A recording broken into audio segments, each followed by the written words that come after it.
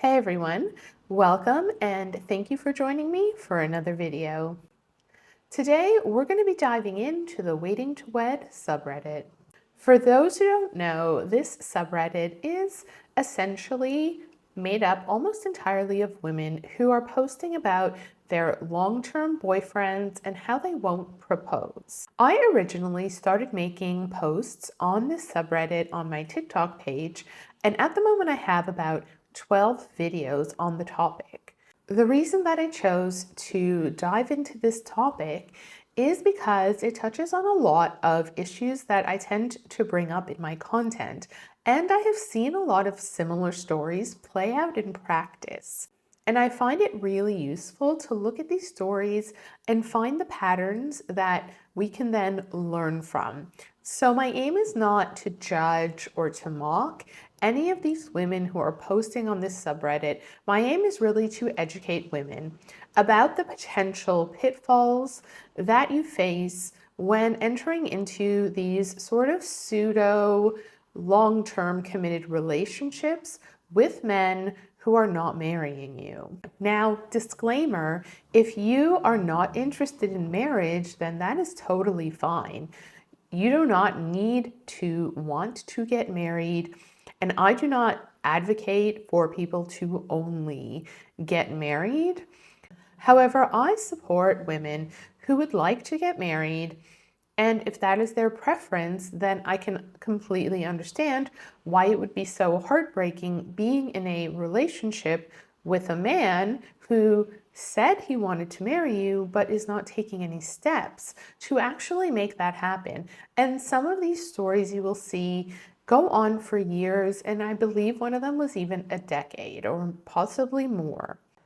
And if a woman is looking to get married and would like to start a family and feels like that is important to her, then it can be devastating to waste so many years of her life, because women only really have a certain window of opportunity to find someone to settle down with and have kids with. That is just our biological reality. So it is really important for those women not to be wasting time with a man who isn't serious about her or isn't really in a place where he's ready to give her the commitment that she is looking for.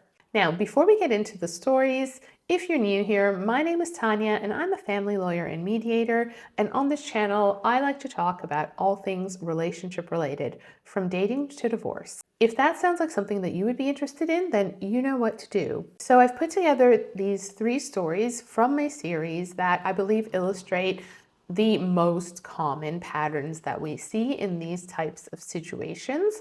So without further ado, let's just get into them. We're back with another Why Are You Waiting to Wed, where I dive into the WaitingToWed subreddit. This one is titled, He Still Wants Me to Wait 2 More Years. This person writes, he's 30 and I'm 31 this year.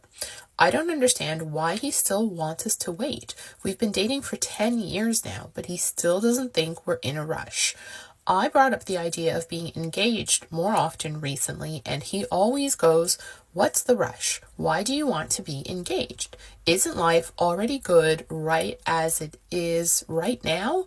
We have a house, car, we travel a lot, I love you a lot, I pamper you a lot, life's good. And this is another example of the trap that women walk into when they move in with a man, because you're thinking we need to live together, test out the relationship, the next obvious step will be marriage, and he's thinking like, sweet, he has a woman cooking and cleaning for him, giving him regular intimacy, sharing the bills with him, and his life is amazing. He has everything that he needs. Why would he rush into marrying you? So then the woman is sitting there twiddling her thumbs, waiting for this man to decide that maybe he's going to be ready, and a lot of the time he decides that actually you're not the one he wants to marry. In an attempt to test out the relationship, basically women end up wasting years of their life, often most of their 20s, waiting for these men who will never propose. But let's move on. He's worried that once we get engaged, we'd have to start planning for a wedding right away, and that will be a stressful thing to think about, especially when we are both dealing with some family stuff.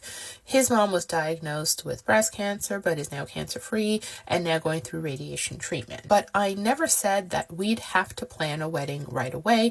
I just wanted more commitment and emotional security and taking the next step forward as a couple after being together for 10 years.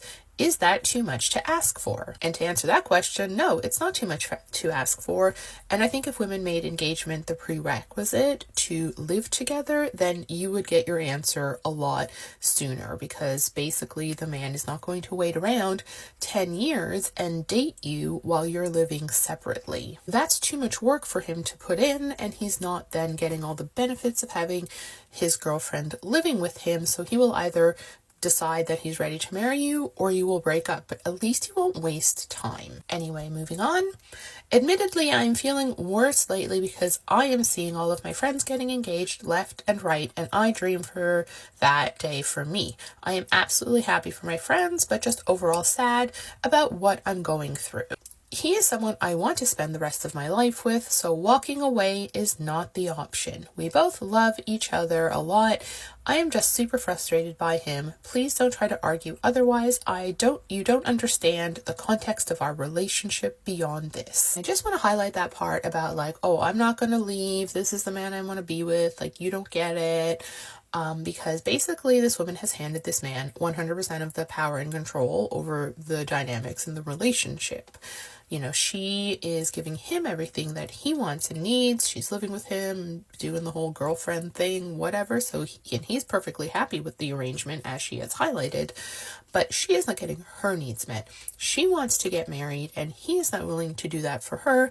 But why would he? Because he's getting everything that he needs and doesn't need to do anything in exchange. It's basically all risk and no reward for him to get married, and that's why you need to make marriage, or at least engagement, some type of prerequisite to unlock the next phase of the relationship, because otherwise a lot of men will be more than happy to just live together and see how things go. Well, you can argue that the desire to get married and all of this is old-fashioned or antiquated or whatever.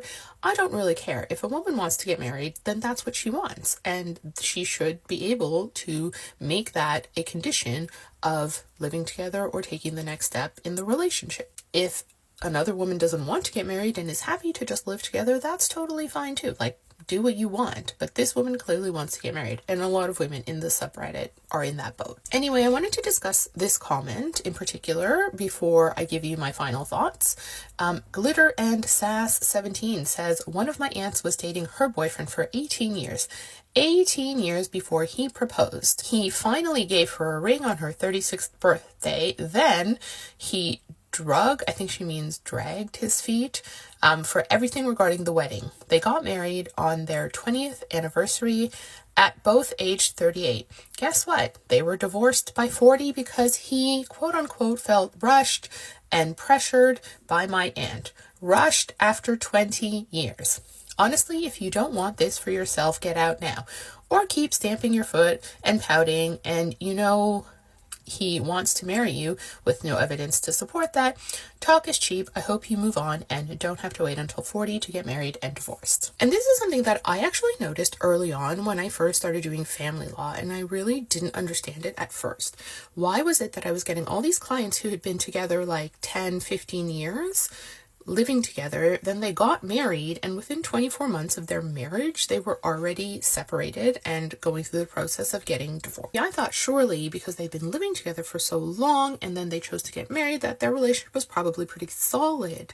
But actually what I discovered is this. Typically, not always, but typically when a couple are living together for a long time, before they then get married, what is happening is that the man is actually not really, truly 100% sure that he wants to marry this woman. He has not gone into the relationship with the energy of like, this is my dream woman, I want to marry her, like I can't wait to start our lives together.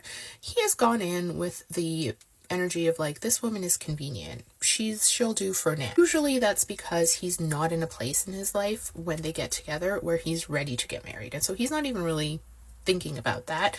All he cares about is that she's there She's convenient. She makes him happy. She makes his life easier. He doesn't care if she's the one. She's just the one for now. And then eventually, as the years go by and he starts to think that maybe he is ready to get married, he might consider whether or not she's the best option to marry. And sometimes what happens is that they realize that this is as good as it's going to get for them. And so eventually they'll marry her, because of a mixture of like they should marry her, and also they're probably not going to find somebody else better to marry. But deep down inside, they're not truly happy being married, and that ends up causing problems in the relationship. It's almost like they resent the fact that the woman is basically dragging them down the aisle and pressuring them to marry her, and he will take that out on her, just like that person who commented explained. And the number of times that I have seen that happen was crazy. Like I noticed it within the first year. I had so many cases like that I started to think, like, what is going on? And that's what got me to realize that actually living together before marriage isn't always the best idea, because this is the trap you will fall into. You will be the convenient, good for now option. You will wait years and years and years for a ring that may never come, and even if it does come, sometimes it will come out of coercion, out of pressure, as opposed to out of a true desire to want to marry you and commit to you and build a life together. Now, that's not always the case, okay? There are lots of exceptions. That's not what I'm saying, but I'm just saying, like, there's all risk for you and no reward to live with a man before engagement, at least. And from the man's perspective, it's all risk, no reward to marry the woman once she's already like living there and they're entrenched in their relationship. And that's just the most typical dynamic. So if marriage is important to you, then make that a condition of living together. That's my advice. Do with that what you want. Welcome back to another installment of Why Are You Waiting to Wed, where I dive into the Waiting to Wed subreddit. Today we're going to discuss this post.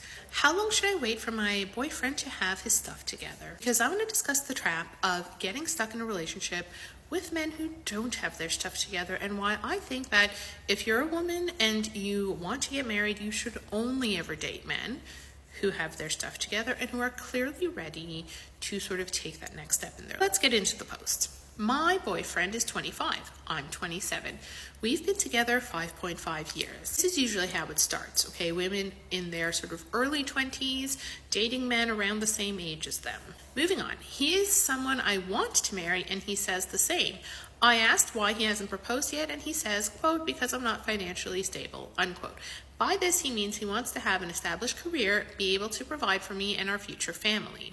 This is what men do, okay? I'm telling you, they often wait for certain milestones before they feel like they are then ready to marry and have a family. Anyway, he also wants to finish school first, but he's been in school for several years. He works as a medical assistant, lower salary due to being in school most days, and is currently in school to be an X-ray tech, finishing his program next year. He tried doing nursing first, but didn't get into the program. He lives with his parents for free, and I split rent with my mom. We agreed on an engagement timeline of 1 more year, next summer. He set a rule for himself that he would not propose until he's done with school, since he wants to be financially secure, which I can understand. I don't want to be with anyone else. He's kind, smart, compassionate, attentive, generous, all the good things. Not to judge him, and I know life can be challenging, but he took a while to figure out what he wanted to do with his life. Sometimes I wonder if there's someone better suited for me. But then I see him pivoting and trying. I'm pursuing my doctorate, and I'm in an established career. He says I'm out of his league, and my family agrees, and think he's trying to, quote unquote, catch up to me. But they all see his great qualities too.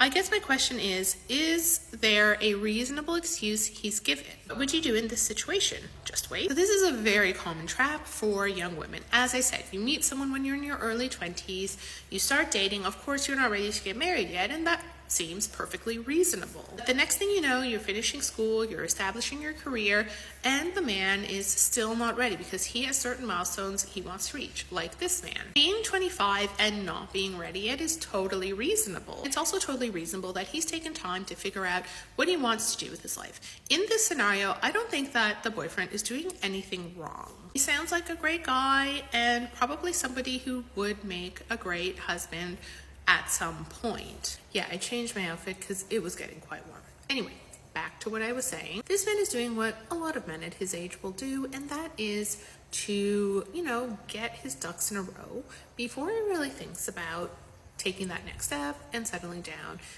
marrying, having a family. And men can easily take until they're 30 or 35 to kind of get there. The problem is what happens along the way is that women end up wasting their time with men who are not ready yet when they themselves are ready. I'm honest, this woman would be much better off dating a man a little bit older than her.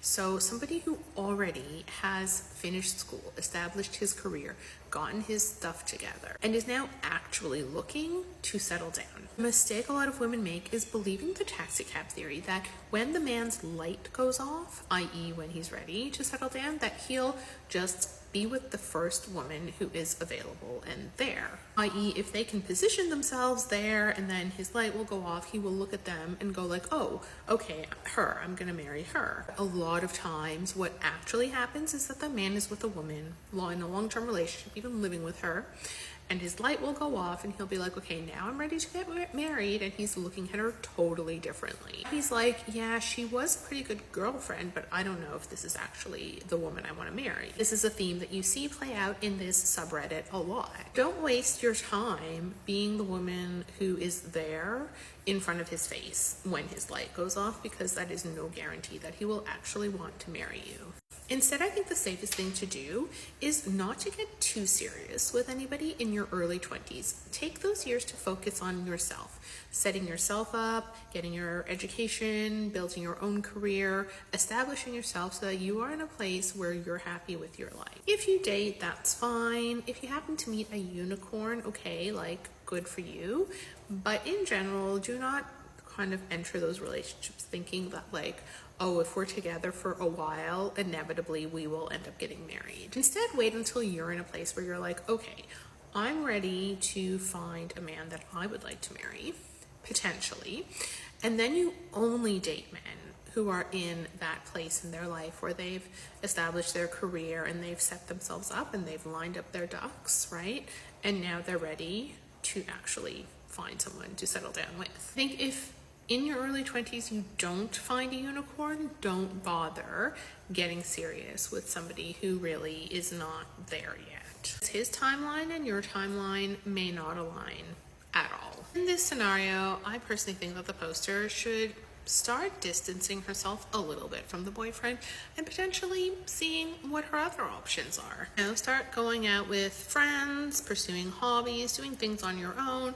Maybe she meets someone, maybe she doesn't, you know what I mean? But she's not sitting around waiting. She's keeping her options open, or let's say at least she's open to keeping her options open. Because as they say, don't let your boyfriend prevent you from meeting your husband.